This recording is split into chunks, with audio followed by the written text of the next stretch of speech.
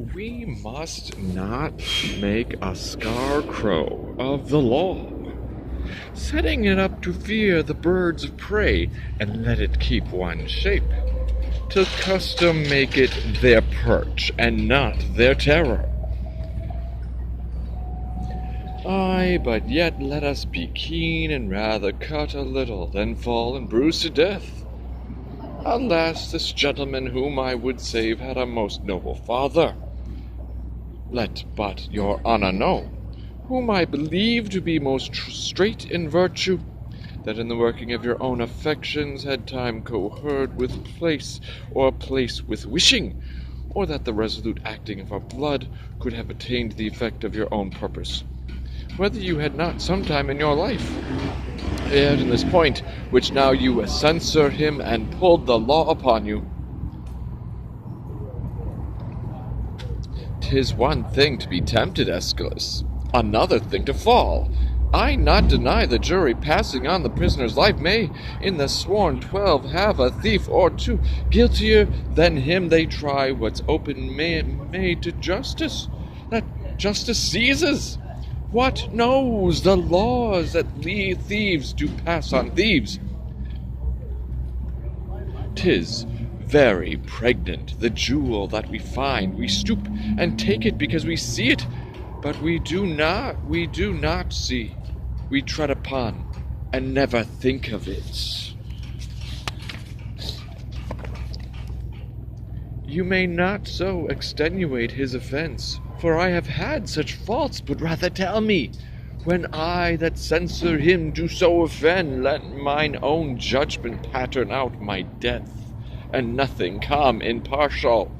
Sir, he must die. Be it as your wisdom will. Where's the provost? Here, if you like, your honor.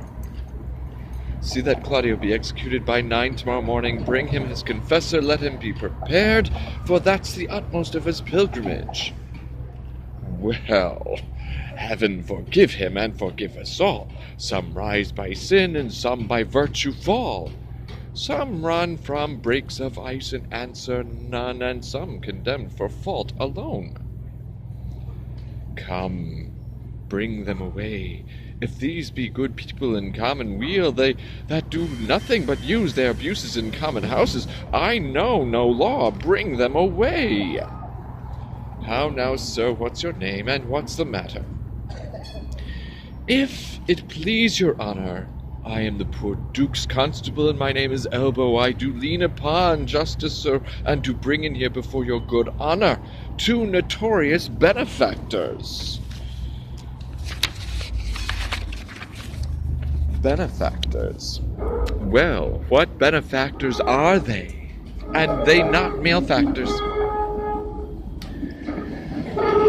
If it please your honor, I know not well what they are, but precise villains they are that I am sure of, and void of all profanation in the world that good Christians ought to have. This comes off well. Here's a wise officer. Go to, what quality are they of? Elbow is your name? Why doest thou not speak Elbow? He cannot, sir. He's out at Elbow. What are you, sir? He, sir, a tapster, sir, parcel bowed, one that serves a bad woman, whose house, sir, was, as they say, plucked down in the suburbs, and now she professes a hothouse, which I think is a very ill house, too. How do you know that? My wife, sir, whom I detest before heaven and your honor.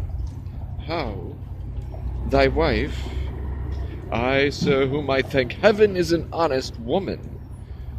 Dost thou detest her therefore? I say, sir, I will detest myself also, as well as she, that this house, if it be not a bawd's house, it is pity of her life, for it is a naughty house.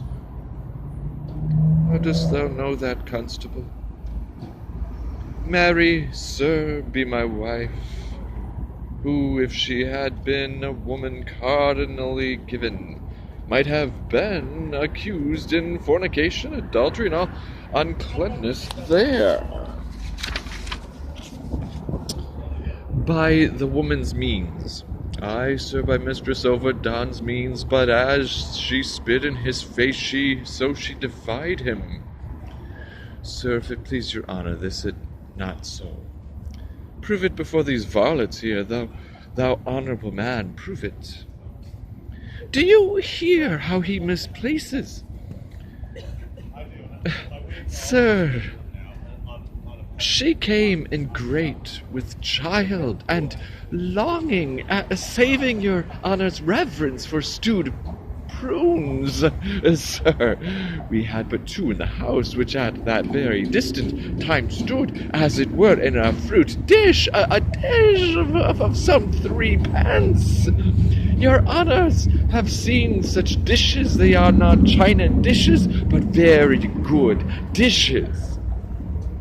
Go to, no matter for the dish, sir. No, indeed, sir, not of a pin. You are therein in the right, but to the point, as I say, this Mistress Elbow being, as I say, with child, and being great-bellied, and longing, as I said, for prunes, and having but 2 in the dish, as I said, Master Forth here, this very man, having eaten the rest, as I said, and, as I say, paying for them very honestly, for, as you know, Master Froth, I could not give you 3 pence again. No, indeed. Very well, you being then, if you be remembered, cracking the stones of the aforesaid prunes. So I did indeed.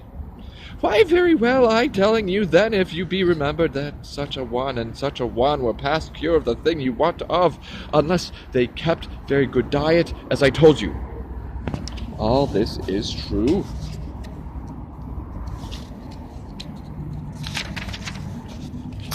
Why, then, very well. Come, you are a tedious fool to the purpose. What was done to Elbow's wife that he hath cause to complain of? Come me to what was done to her. Sir, your honour cannot come to that yet. No, sir, nor I mean it not. Sir, but you shall come to it by your honour's leave, and I beseech you look into the Master Froth here, sir, a man of 80 pound a year, whose father died at Hallowmas. Was it not at Hallowmas, Master Froth? All Holland Eve. Why, very well, I hope that here be truths. He, sir, sitting, as I say, in a lower chair, sir, 'twas in a bunch of grapes, where indeed you have a delight to sit. Have you not? I have so, because it is an open room, and good for winter. Why, very well, then, I hope here be truths. This will last out a night in Russia. When nights are longest there, I'll take my leave and leave you to the hearing of the cause, hoping you will find good cause to whip them all.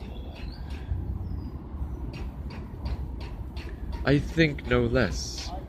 Good morrow to your lordship. Now, sir, come on, what was done to Elbow's wife once more? Once, sir? There was nothing done to her once. I beseech you, sir, ask him what this man did to my wife. I beseech you, your honour, ask me. Well, sir, what did this gentleman to her?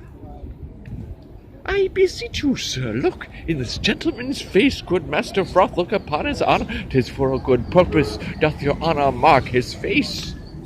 Aye, sir, very well. Nay, I beseech you, mark it well.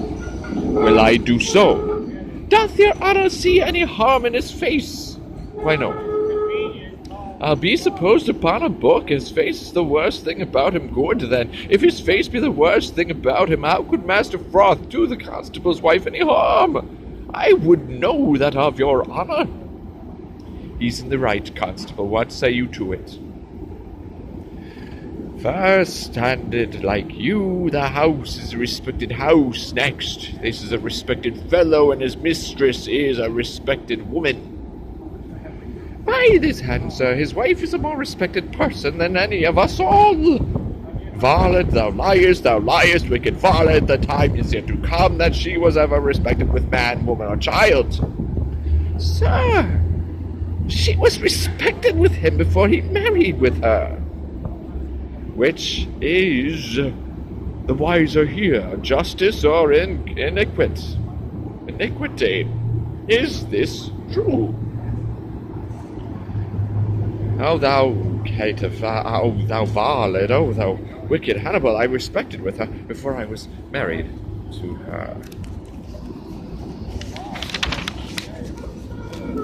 If ever I was respected with her, or she with me, let not your worship think me the poor Duke's officer.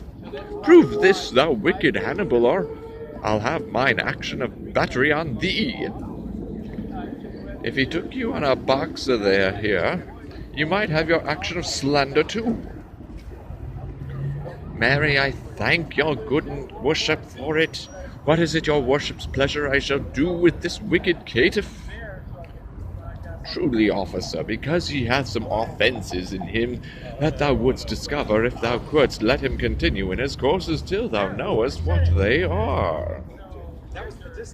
Marry, I thank your worship for it. Thou seest, thou wicked varlet, now what's come upon thee. Thou art to continue, thou varlet, thou art to continue. What were you born, friend? Here in Vienna, sir. Are you of 80 pounds a year? Yes, and please you, sir. So what trade are you of, sir? A tapster, a poor widow's tapster. Your mistress' name? Mistress Overdone. Hath she had any more than one husband? 9, sir, Overdone, but less. 9. Come hither to me, Master Froth. Master Froth, I would not have you acquainted with tapsters. They will draw you, Mr. Froth, and you will hang them.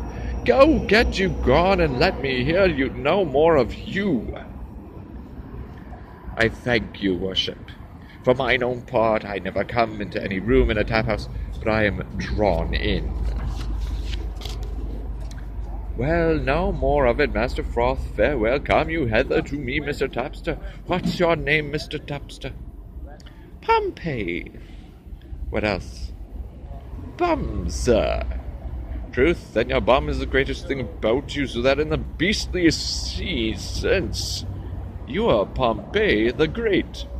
Pompey, you are partly a bawd, Pompey. Howsoever you colour it in being a tapster, are you not? Come, tell me true, it shall be the better for you. Truly, sir, I am a poor fellow that would live. How would you live in Pompeii? By being a bawd? What do you think of the trade, Pompey? Is it a lawful trade? If the law would allow it, sir. But the law will not allow it, Pompey, nor it shall not be allowed in Vienna. Does your worship mean to gird and splay all the youth of the city? No, Pompey. Truly, sir, in my poor opinion, they will do it. Then, if your worship would take order for the drabs and the knaves, you need not to fear the bawds. There is pretty orders beginning, I can tell you. It is but heading and hanging. If you head and hang all that offend that way, but for 10 years together, you'll be glad to give it out a commission for more heads, if this law hold in Vienna. And 10 year I rent the fairest house in it, after 3 pence a bay. If you live to see this come to pass, say Pompey told you so. Thank you, good Pompey, and in requital of your prophecy, hark you, I advise you let me not find you before me again upon any complaint whatsoever. No, not for dwelling where you do. If I do, Pompey shall beat you to your tent and prove a shrewd Caesar to you. In plain dealing, Pompey, I shall have you whipped. So for this time, Pompey, fare you well. I thank you, worship, for your good counsel. but I shall follow it as the flesh and fortune shall better determine. Whip me? No, no, let Garm and whip his jade, the valiant's heart, not whipped out of his trade. Come hither to me, Master Elbow, come hither, Master Constable. How long have you been in this place of constable? 7 years and a half, sir. I thought by the readiness in your office you had continued in it some time. You say 7 years together. And a half, sir. Alas, it hath been great pains to you. They do you wrong to put you so oft upon it. Are there not men in your ward sufficient to serve it?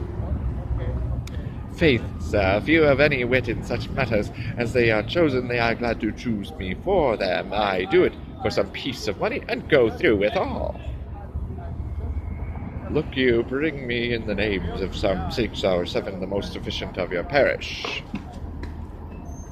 To your worship house, sir. To my house, fare you well. What's o'clock, think you? 11, sir. I pray you home to dinner with me. I humbly thank you. It grieves me for the death of Claudio, but there's no remedy. Lord Angelo is severe. It is but needful. Mercy is not itself that oft looks so. Pardon is still the nurse of second woe. But yet, poor Claudio, there is no remedy. Come, sir.